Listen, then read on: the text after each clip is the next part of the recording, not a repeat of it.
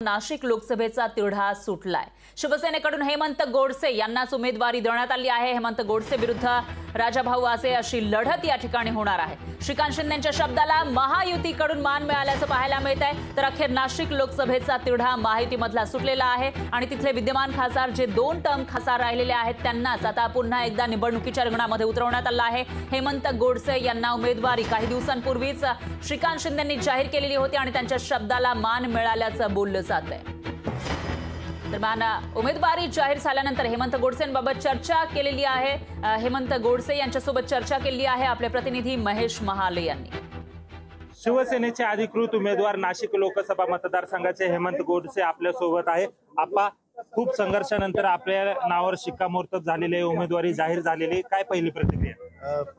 प्रथम तुम्ही या ठिकाणी आपल्या राज्याचे मुख्यमंत्री व शिवसेनेचे नेते मुख्य नेते शिंदे साहेब, उपमुख्यमंत्री फडणवीस साहेब, अजितदादा, राज साहेब, त्यानंतर आठवले साहेब, त्या सर्वांचं महायुतीच्या सर्वच मित्रपक्षाच्या नेत्यांचं मनापासून या ठिकाणी आभार व्यक्त करतो। त्यांनी जी काही जबाबदारी नाशिक लोकसभेची आपल्यावरती दिली तर निश्चितच येणाऱ्या काळामध्ये यशस्वीरित्या लाखोंच्या फरकाने या ठिकाणी आपण देवदर्शन केलं होतं। तुम्ही देवदर्शन अयोध्येच्या रामलल्लाला गेला होता, तुळजाभवानीचं दर्शन घेतलेलं होतं, अखेर देव पावला म्हणायचं का? निश्चितच आई तुळजाभवानी असेल, जेजुरीचे खंडोबा महाराज असतील, त्यानंतर आपलं अयोध्या आणि नाशिक एक प्रभू रामचंद्राच्या पदस्पर्शाने पावन झालेली भूमी ओळखली जाते आणि आमचा धनुष्यबाण आहे, रामाचा धनुष्यबाण आहे आणि म्हणून आम्हाला या ठिकाणी खात्री आहे निश्चित या ठिकाणी महायुतीच्या सर्वच मित्र पक्षांची ताकद एकत्र होऊन निश्चित एक चांगल्या प्रकारचं मताधिक्य